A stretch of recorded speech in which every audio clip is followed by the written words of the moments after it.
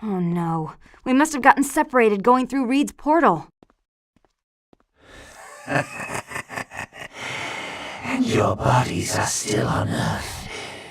Your souls are now in the underworld.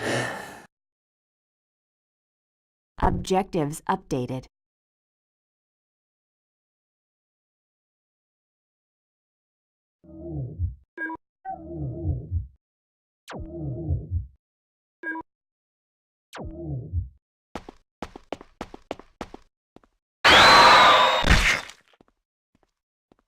Ugh, gross. I think I'm gonna be sick.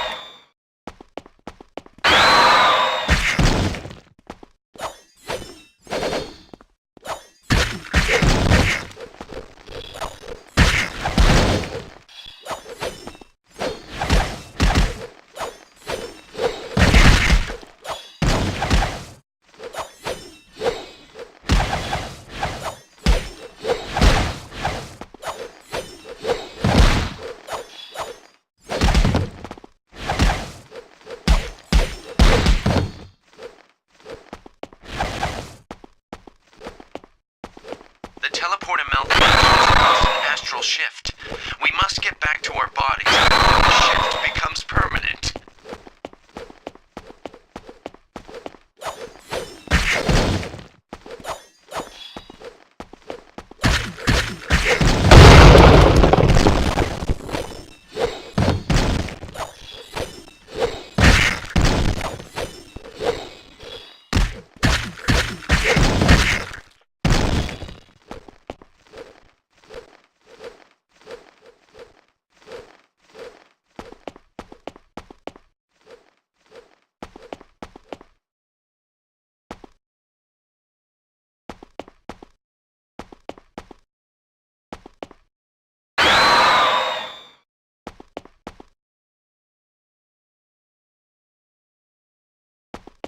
You're mine.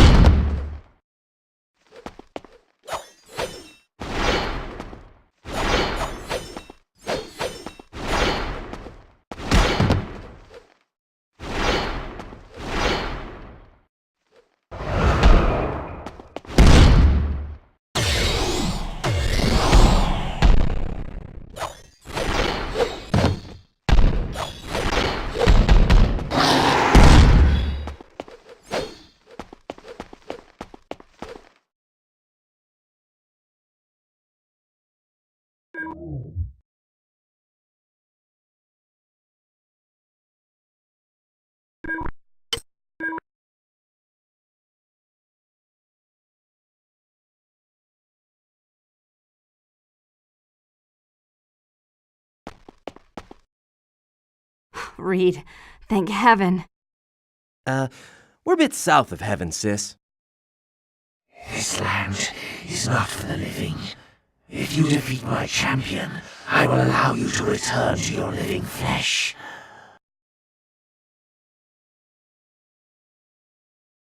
Objectives updated. If we survive, I'm going to disable the teleportation chamber for good. Amen to that.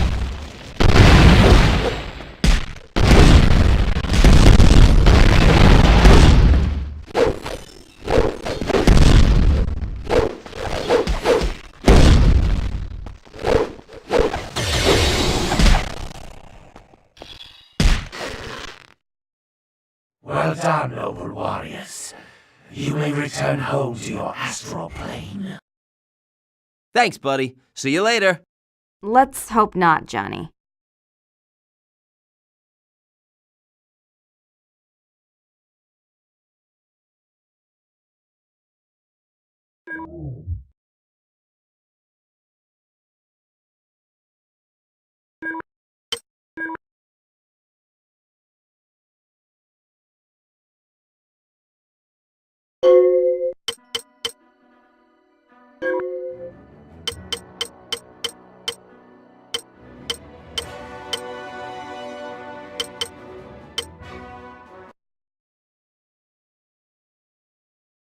When we wrote the script to try and mimic the comic books as well as the movie, there were still changes that the actors themselves brought to the character, and little touches and how they would behave or act. And mainly we wanted the characters in the game to feel like the characters in the movie.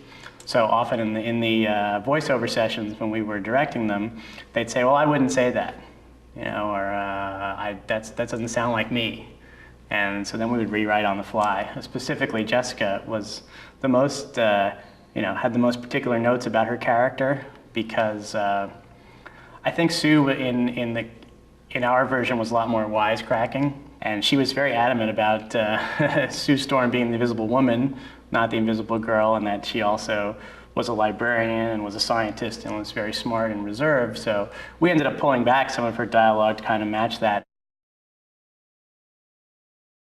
it's much more like working in TV or working in animation. I mean, just because I've worked in animation before, it's so much more fluid. You know, you'll come in and they'll say, hey, look, we couldn't get that right, but look at this great Nova effect that we got on Johnny. Can we reorient this to fit that? And you're like, oh, great, okay, let's rewrite the scene so that it fits that. Or, you know, this level isn't working and this level is working great, so can we flip-flop, you know, where they go in the order of them? I mean, that's actually a very important thing, is how the levels progress and which level is harder and which is easier. None of that comes into play when you're writing a movie. Like, you don't have that luxury, nor do you have that problem to deal with. It is really a lot more complicated to write a video game than it is to write a screenplay. They were the directors of this movie. We were not, you know, like, I mean, it's more what we did to help enhance what they were doing. I mean, even the story fundamentally is coming out of the people who are designing the levels and who are designing the overall look of the game and designing the way it plays. We were more like there to help than we are, you know, the kind of puppet masters, no pun intended, of the project. After Zach and I had sort of written the first draft of the script and the outline, and then he went off to write the next X-Men movie, I came in and was sort of in-house in the building with Seven, a lot of the developers and the designers themselves, the guys who programmed the levels. And I spent a lot of time face-to-face with them and trying to getting their feel for the story. And they're also big fans of the comic, so their input was important. And if there were certain things that we had Ben or Sue say that didn't feel right, they were good arbiters of that as well.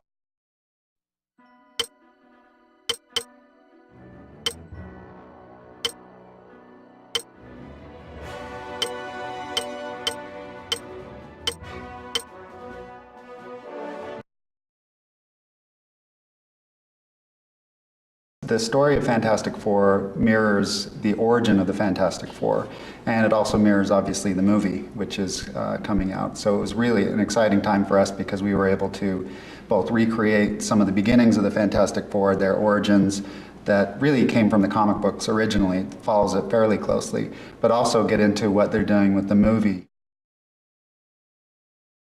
The Fantastic Four is made up of, obviously, 4 characters. You have Reed Richards, who is the sort of the parental, he's the dad of the family in a lot of ways. He's, you know, sort of quiet, scientific, very reserved. He has a relationship with Sue Storm, who is the sister of Johnny Storm. So there's a brother and sister. They have their sibling rivalry going on. Johnny, obviously, is the flame guy. He's a hothead. He loves fast cars and women, and so he's obviously very interesting to a lot of people. And then you have Ben Grimm, who is the sort of the solid, stoic type, and really like the good guy, the really tragic story when he turns into his rock self. And he also has a crush on Sue, and he's longtime friends with Reed. We started with the story. We used the movie as inspiration to springboard off of, and all the comic books as well. We're really able to do that because of the way we pull many heroes into all the levels.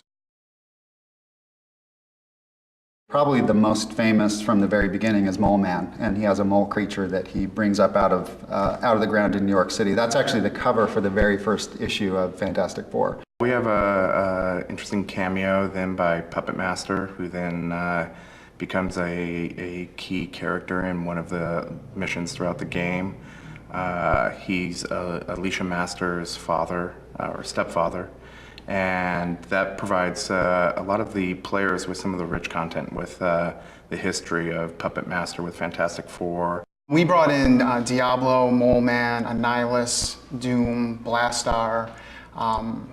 We brought in a ton of F4 villains, including their subservient minions. A lot of the classic villains, we brought them back and redesigned them, which was a lot of fun to go and look at the old 70s and 60s outfits that are just spandex and crazy things coming off their head, and look and see what we can do to make it more modern.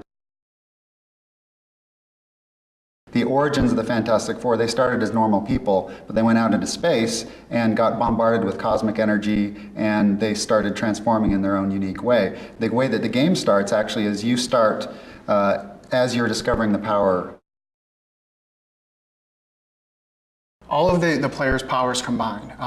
Sue can freeze guys and Johnny can fireball them, or there's certain monsters where Sue will have to freeze their hands down or Johnny have to light them on fire to expose vulnerabilities. Also, the way the teammates interact is they also buff one another, so Sue can put a force shield to protect someone, or Johnny can put a ring of fire around them. Ben can call a shockwave to knock guys back around someone. Reed can heal other players. They also, all their combos interact with each other and combine into points and modifiers that help you advance throughout the game.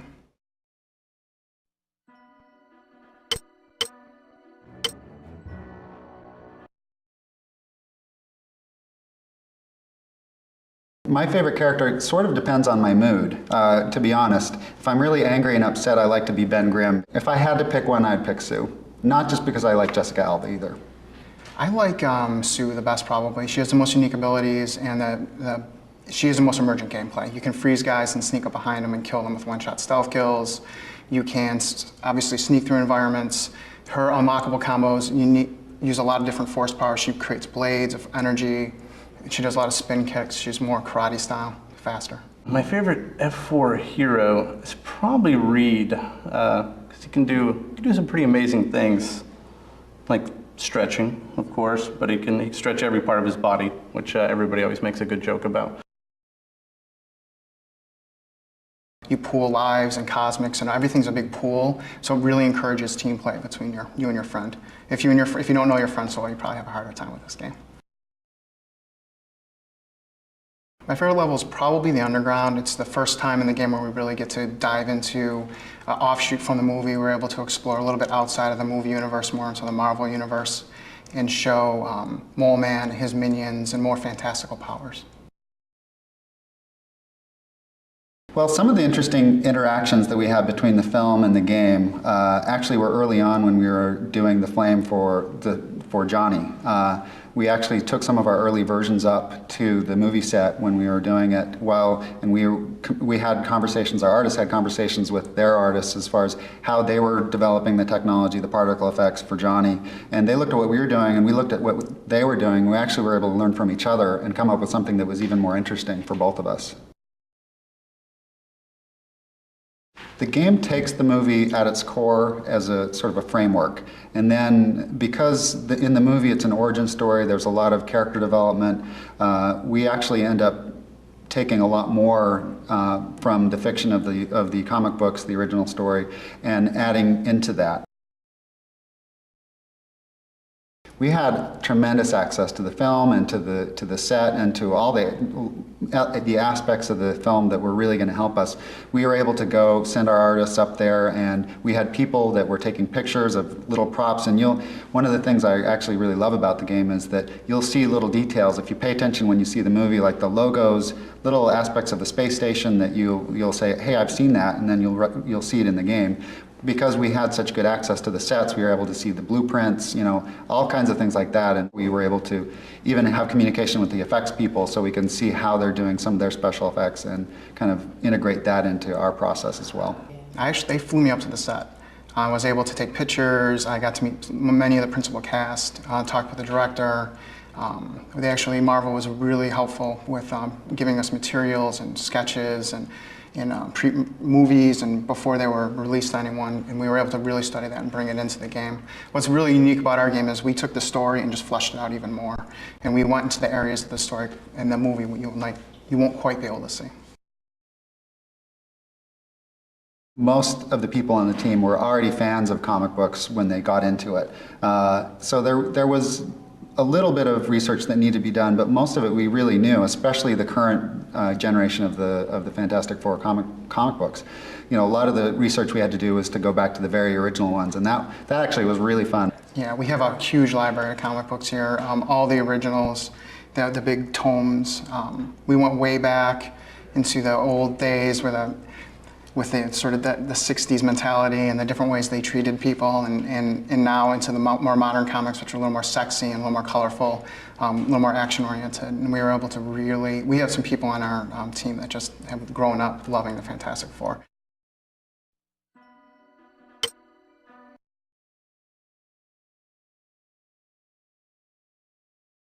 No, they're all my favorites. I love Reed because he was so boring.